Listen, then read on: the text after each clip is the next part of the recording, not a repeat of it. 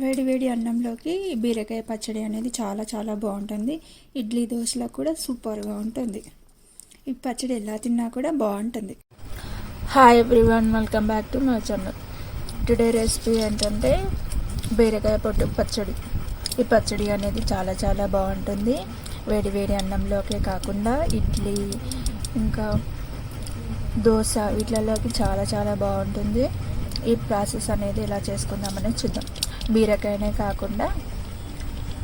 కర్రీనే కాకుండా పొట్టుతో ఎప్పుడైనా పచ్చడి చేయండి. చేస్తే మాత్రం చాలా చాలా బాగుంటుంది. మళ్ళీ మళ్ళీ చేసుకుంటారు, అంత బాగుంటుంది టేస్టీగా. చాలా అంటే చాలా చాలా బాగుంటుంది. ప్రాసెస్ ఎలా చేయాలని చూద్దాం. ఇప్పుడు ఈ బీరకాయ పొట్టును చిన్న చిన్నగా కట్ చేసేసుకోవాలి. ఒక బౌల్ తీసుకుంటున్నాను నేను.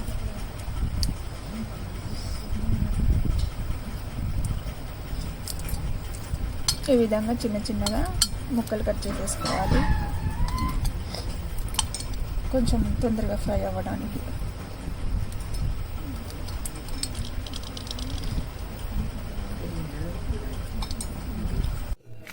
మిర్చి ఈ విధంగా కట్ చేస్తే కొంచెం తొందరగా మిర్చిని ఈ విధంగా కట్ చేస్తే తొందరగా ఫ్రై అయిపోతుంది. సో బాగుంటుంది. ఒక టేబుల్ స్పూన్ ఆయిల్, కొంచెం వేడెక్కాక ఇలా చక్కగా వేయించుకోవాలి.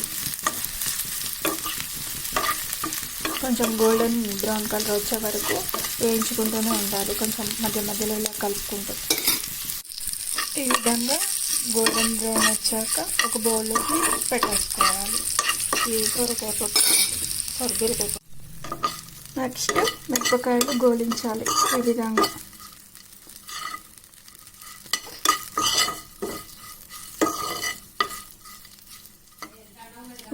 గోలించాలి మిర్చిని. ఇలా వేయించుకున్న మిర్చిని ఒక ప్లేట్లోకి పక్కన పెట్టేసుకోవాలి. నెక్స్ట్ 2 టేబుల్ స్పూన్ల పల్లీలు. ఈ పల్లీలను కూడా వేయించుకోవాలి.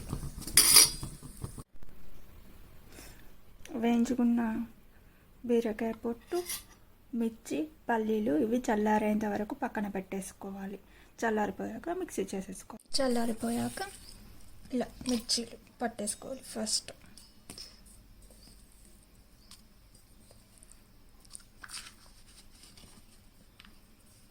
అలాగే 8 నుండి 10 వెల్లుల్లిపాయలు.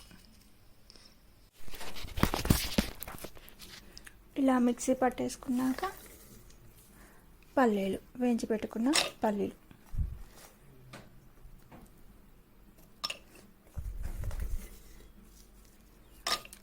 పల్లీలను కూడా చక్కగా మిక్సీ పట్టే. 1/2 టేబుల్ స్పూన్ నేను సాల్ట్ తీసుకున్నాను.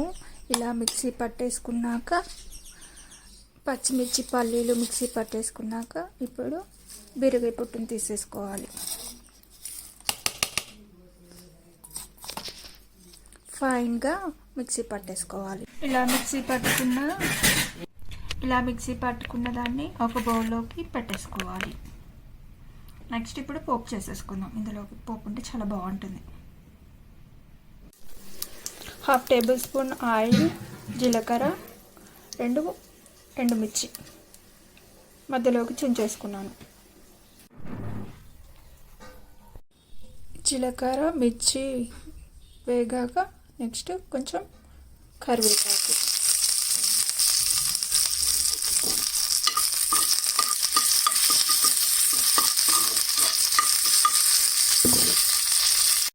నెక్స్ట్ ఒక 1/2 టేబుల్ స్పూన్ అల్లం వెల్లుల్లి, అందులోనూ కొంచెం అల్లం వెల్లుల్లి, అందులోనూ కొంచెం పసుపు.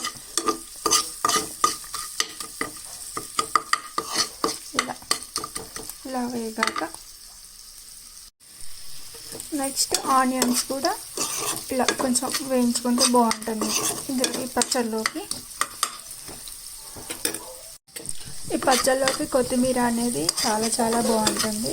నెక్స్ట్ కొంచెం కొత్తిమీర కూడా ఇందులో వేసేసుకొని కట్ చేసి వేసుకొని బాగా మిక్స్ చేసేసుకోవాలి. ఈ విధంగా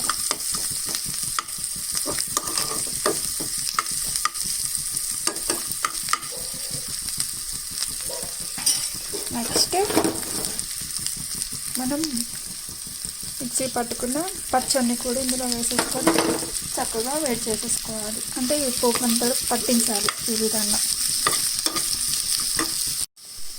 విధంగా పచ్చడిని పోపులో బాగా మిక్స్ చేసేసుకొని ఒక 1 మినిట్ అట్లా కొంచెం ఫ్రై అవ్వనివ్వాలి అంతే.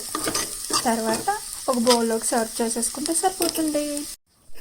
నేను ఇందులో మినపప్పు తీసుకోవడం మర్చిపోయాను. ఈ మినపగుళ్ళు అనేది పోపులో ఇందులోకి చాలా చాలా బాగుంటుంది. కొంచెం ఫ్రై చేసేసుకొని ఇందులో కలిపేస్తా. మీరు మాత్రం పోపులోనే మంచిగా వేయించండి. ఇలా ఎర్రగా వేగిన పప్పుని ఈ పచ్చళ్ళలోకి పోసేయాలి అంతే. ఇలా ఈ పచ్చడిని బాగా మిక్స్ చేసేసుకోవాలి. నోరూరించే బీరకాయ పచ్చడి అనేది రెడీ అయిపోయింది. నా వీడియో కనుక మీకు నచ్చినట్లయితే లైక్ చేయండి, షేర్ చేయండి, కామెంట్ చేయండి. Thank you for watching.